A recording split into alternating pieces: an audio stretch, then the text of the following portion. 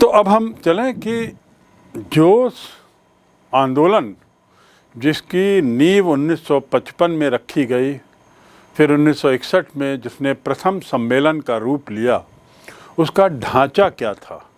ढांचे की ज़रूरत इसलिए पड़ी क्योंकि जो सम्मेलन 25 राष्ट्रों से शुरू हुआ 1961 का बेलग्रेड, उसमें वर्तमान में या आज से 20 वर्ष पहले तक 120 सदस्य राष्ट्र थे। निश्चित रूप से इन सदस्य राष्ट्रों को एकजुट बनाए रखने, इनके बीच में सतत रूप से संवाद बनाए रखने के लिए ज़रूरी है कि इनका एक नीतिगत ढांचा हो, प्रशासनिक ढांचा भी हो।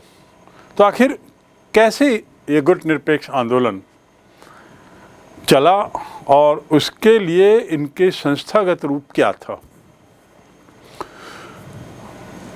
पहली बात इस पे समझने की ये है कि स्थायी संस्थानों की कोई स्थापना नहीं की गई। किसी भी तरह का एक स्थायी कार्यालय, स्थायी संस्थान ऐसा इसके लिए नहीं बनाया गया। मूल रूप से अंतर्राष्ट्रीय विषयों और समस्याओं पर विचार करने के लिए और प्रशासनिक तौर पर काम चलाने के लिए मूलतः इसके दो संस्थान थे, वे भी तात्कालिक थे, स्थायी नहीं थे। पहला समन्वय ब्यूरो और दूसरा सम्मेलन।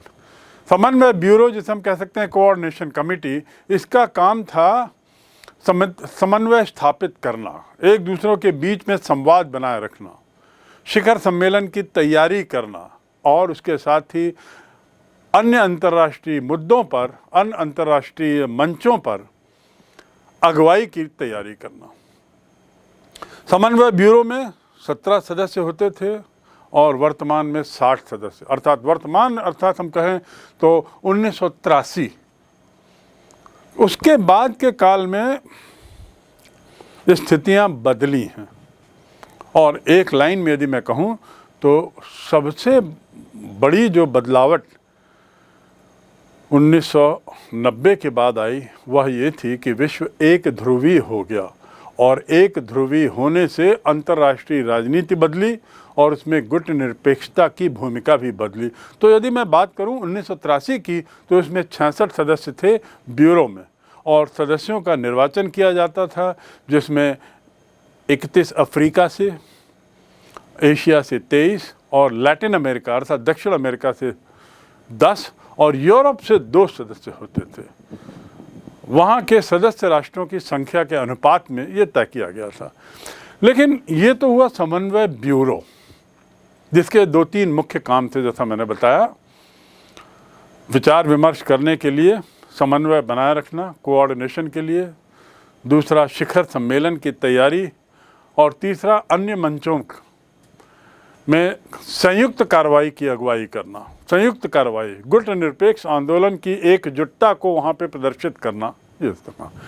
अब दूसरा आता है सम्मेलन अर्थात कॉन्फ्रेंस। गुटनिरपेक्ष राष्ट्रों के सम्मेलन 2 तरह के होते हैं, एक तो होता है विदेश मंत्रियों का और दूसरा होता है राष्ट्राध्यक्षों का। विदेश मंत्रियों का सम्मेलन और राष्ट्राध्यक्षों का। इसमें जो राष्ट्राध्यक्ष हैं, राष्ट्राध्यक्ष से के मायने ये कि देशों के मुखिया, कई देशों में राजा मुखिया हैं, कई देशों में प्रधानमंत्री मुखिया कहलाते हैं या मुखिया प्रधानमंत्री कहलाते हैं, कई देशों में मुखिया राष्ट्रपति कहलाते हैं, आदि आदि। तो जो भी उन देशों के मुखिया हैं जो गुटनिरपेक्ष गुट का सदस्य है, उनके सम्मेलन को शिखर सम्मेलन कहा जाता है। क्या कहा जाता है? शिखर सम्मेलन। विदेश मंत्रियों के सम्मेलन की यदि बात करें तो इसमें केवल विदेश मंत्री भाग लेते हैं। ये अंतर्राष्ट्रीय विचार विमर्श का मंच है और यदि कोई देश गुटनिरपेक्ष आंदोलन का सदस्य बनना चाहता है तो उनकी सदस्यता पर विचार विमर्श कर निर्णय लेता है, शिखर सम्मेलन की तैयारी करता है और गुटनिरपेक्ष आंदोलन के सिद्धांतों को व्यावहारिक रूप देता है। तो इसके भी 3 कार्य हो गए। पहला, सदस्यता पर विचार करना और निर्णय लेना। दूसरा, शिखर सम्मेलन की तैयारियां आदि में व्यस्त रहना। और तीसरा, सिद्धांतों को व्यावहारिक रूप देना। अब हम आते हैं शिखर सम्मेलन पर, जो दूसरा इसका मुद्दा है। गुट निरपेक्ष राष्ट्रों का सबसे बड़ा सम्मेलन, जिसमें सभी गुट निरपेक्ष राष्ट्र जो उसके सदस्य हैं उसके राज्याध्यक्ष भाग ले सकते हैं। और ये जो सम्मेलन होता है हर 3 वर्ष में होता है। पहला सम्मेलन बेलग्रेड 1961, उसके बाद कई सम्मेलन होगा, दिल्ली में भी हुआ। तो आपको याद रखना है, सबसे ऊंचा सम्मेलन केवल राष्ट्राध्यक्षों के लिए और हर 3 वर्ष में। इस सम्मेलन में 4 प्रकार के सदस्य रहते हैं।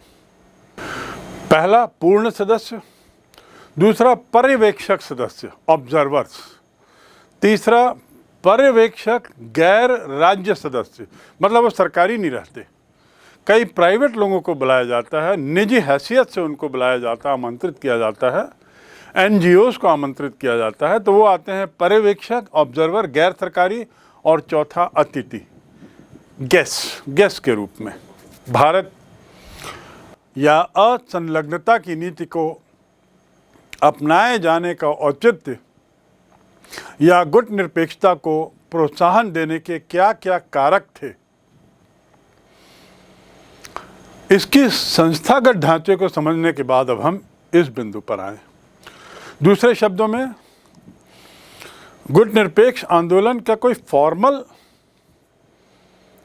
संस्थाएं नहीं है, और इस प्रकार ये एक तरीके से अनौपचारिक गुट के रूप में कार्य करता है। अब अगला बिंदु, अर्थात भारत ने गुट निरपेक्ष आंदोलन को क्यों अपनाया। दूसरे शब्दों में यदि हम उसको ऐसा रखें, आलोचक लोग इसे कहते हैं निष्क्रियता की नीति, आलोचक लोग इसे कहते हैं असंलग्नता की नीति। तो आखिर इसका औचित्य क्या है ऐसा कहने का, और भारत ने ऐसी नीति को क्यों अपनाया जिसे कुछ लोग असंलग्नता की नीति कहते हैं। इसके मायने ये कि भारत द्वारा गुट निरपेक्षता को प्रोत्साहन देने वाले कारक कौन कौन से हैं। भारत ने क्यों गुट निरपेक्षता को प्रोत्साहित किया जिसे कुछ लोग निष्क्रियता की नीति मानते हैं। मैंने पूर्व में आपको एक बार कहा कि अधिकतर लोग उसे गुट निरपेक्षता के मायने नेगेटिव निकालते हैं, लेकिन ऐसा नहीं है। यदि हमें गुट निरपेक्षता समझना है तो हमें तत्कालीन परिस्थितियों को जानना होगा, और साथ ही ये समझना होगा कि गुट निरपेक्षता क्या नहीं है। तो तत्कालीन परिस्थिति में सबसे पहला, इस नीति को अपनाने के कारणों की यदि बात करें तो पहला कारण है शीत युद्ध, जिसका जिक्र मैंने बार बार किया है। महाशक्तियों के बीच का जो द्वंद्व था, 2 खेमों में जो विश्व बंट चुका था, और नवोदित राष्ट्रों में जो दबाव था कि इनमें से कौन से गुट में शामिल हों, और जो इनके मन में जो पशोपेश था, इन दोनों गुटों के बीच में जो तीव्र तनाव था, वैमनस्य था, मतभेद था, विषम स्थिति थी, ऐसी स्थिति में नवोदय राष्ट्रों के सामने ये बहुत बड़ी समस्या थी कि हम क्या करें। ले देकर हम स्वतंत्र हुए हैं, इतने वर्षों की गुलामी दास्ता के बाद हमें अब स्वतंत्रता मिली है, क्या अब हम फिर से खो देंगे? क्योंकि स्थितियां ऐसी कुछ बन रही हैं कि हमें इन 2 में से किसी एक गुट में शामिल होना होगा, और ये दोनों गुट एक दूसरे के विरुद्ध कटु बाण छोड़ते थे, आरोपों की वर्षा करते थे।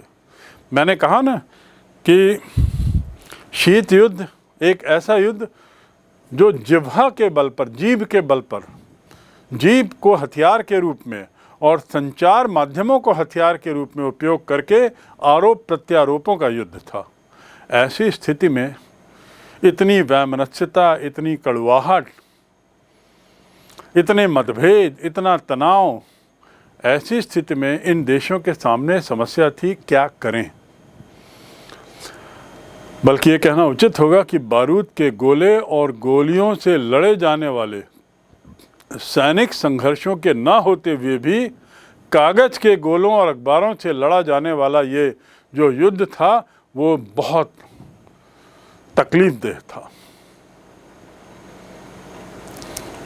ये युद्ध अखबारों, संचार माध्यमों के बल पर लड़ा गया, बारूद के गोलों पर नहीं। सैनिक संघर्ष नहीं था इसमें, लेकिन दिमागी संघर्ष बहुत था, तनाव था, संग्राम की स्थितियां थीं। अंतर्राष्ट्रीय राजनीति में इसी संग्राम को शीत युद्ध कहते हैं। अब आप समझ गए होंगे कि वो 50 वर्ष या 45 वर्ष 1945 से 1990, उस 45 वर्षों में विश्व में कितना तनाव रहा होगा। और युद्ध को लेकर सब कुछ हुआ, केवल गोला बारूद नहीं का उपयोग नहीं हुआ। शीत युद्ध के इस वातावरण में जो नए राष्ट्र थे, नवोदित राष्ट्र थे, उनके सामने बड़ी दुविधा थी। लेकिन अंत में उन्होंने निर्णय लिया कि हम किसी का भी पक्ष नहीं लेंगे, हम किसी का भी समर्थन नहीं करेंगे, और ऐसा करते हुए हम इनसे दोनों गुटों से पृथक रहेंगे। ये पृथक रहने की इच्छा ने एक तीसरे गुट को जन्म दिया, जिसे कहते हैं गुट निरपेक्षता। शीत युद्ध से पृथक रहने की नीति ही आगे चलकर क्या कहलाती है? गुट निरपेक्षता। तो इस प्रकार गुट निरपेक्षता की नीति को अपनाने का पहला कारण अब आपको स्पष्ट है। तनाव से मुक्ति चाहते थे, नव उपनिवेशवाद के भय से, वाक युद्ध से दूर रहना चाहते थे, मानसिक तनाव से दूर रहने की इच्छा जो थी, तीव्र इच्छा, उसने इन लोगों को एक तीसरे गुट में जाने के लिए प्रेरित किया, और वह गुट कहलाता है गुट निरपेक्षता। दूसरा कारण क्या था गुट निरपेक्षता का? विश्व शांति की तीव्र इच्छा। द्वितीय विश्व युद्ध और उसके कुछ वर्ष पूर्व ही प्रथम विश्व युद्ध, इसकी भयावहता अभी भी लोगों के मन में ताजी थी। दूसरे विश्व युद्ध के बाद एंग्लो अमेरिकन ब्लॉक और रूसी ब्लॉक या सोवियत संघ और अमेरिका, इनमें जो आरोप प्रत्यारोप चल रहे थे, भारत उस तनाव से दूर ही नहीं रहना चाहता था, बल्कि उस तनाव को बढ़ने नहीं देना चाहता था।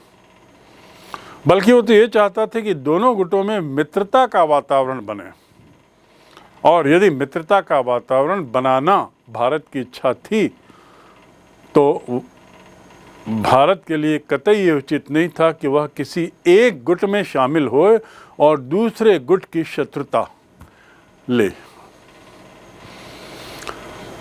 3 अक्टूबर 1960 को संयुक्त राष्ट्र संघ की महासभा होती है। जो वार्षिक सम्मेलन जो संयुक्त राष्ट्र संघ का होता है उसे महासभा कहते हैं, जिसमें सभी सदस्य राष्ट्रों के राष्ट्राध्यक्ष शामिल होते हैं। तो संयुक्त राष्ट्र संघ की महासभा के सम्मेलन में संबोधित करते हुए पंडित जवाहरलाल नेहरू ने कहा था, शांति के बिना, विश्व शांति के बिना हमारे सभी स्वप्न मिट्टी में मिल जाते हैं। इसलिए संसार से युद्ध को, युद्ध के खतरों को और युद्ध के कारणों को हमें हटाना होगा। युद्ध हटाना होगा, युद्ध से होने वाले खतरे को हटाना होगा और कारणों को हटाना होगा। महात्मा गौतम बुद्ध का उदाहरण देते हुए आगे कहते हैं कि सच्ची विजय वही है जिसमें सब समान रूप से विजयी हों, किसी की भी पराजय ना हो। यही सच्ची विजय है। आज के जगत में यही क्रियात्मक विजय है, ऐसा पंडित जवाहरलाल नेहरू ने गौतम बुद्ध के वचनों को उद्धृत करते हुए कहा। अन्य कोई मार्ग ऐसा नहीं है जिसमें सभी लोग विजयी हों। निश्चित रूप से ये मार्ग जो है वो कठिनाई की ओर ले जाएगा दुनिया को, लेकिन शांति की ओर अंततः हमें पहुंचाएगा। अतः शांति की इस वास्तविक विजय को, जिसमें हर एक को विजयी होने का मौका मिले, मैं चाहता हूं महासभा अपने सामने इस प्रस्ताव को रखे और उसे पाने का प्रयत्न करे। किसे पाने का? ऐसी विजय जो सबके लिए समान हो। ये 1960 का महासभा को दिया गया वक्तव्य है भारत के तत्कालीन विदेश मंत्री और प्रधानमंत्री पंडित जवाहरलाल नेहरू द्वारा।